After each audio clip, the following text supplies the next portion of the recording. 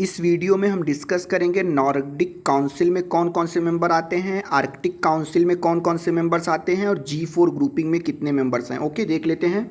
G4 group कौन सा है। G4 ग्रुप एक ऐसा ग्रुप है जो यूनाइटेड नेशन सिक्योरिटी काउंसिल में परमानेंट सीट की मांग करता है।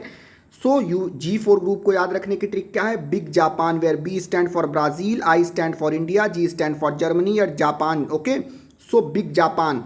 एंड नॉर्डिक काउंसिल को याद रखने की ट्रिक क्या है। डिफ स्वेनो। ओके, सो नॉर्डिक काउंसिल में कौन कौन से मेंबर आते हैं उनको याद रखने की ट्रिक क्या है। डिफ स्वेनो।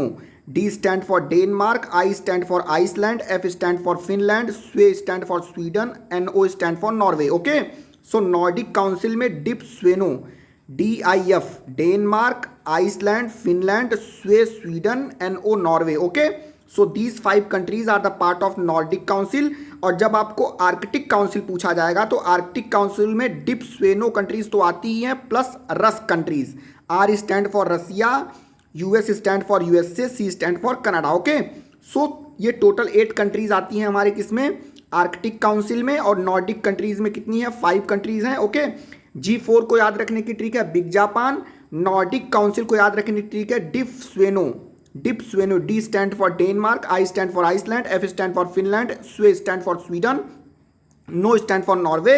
और आर्कटिक काउंसिल में डिप स्वेनो में कौन कौन सी कंट्रीज थी हमने देख लिया है।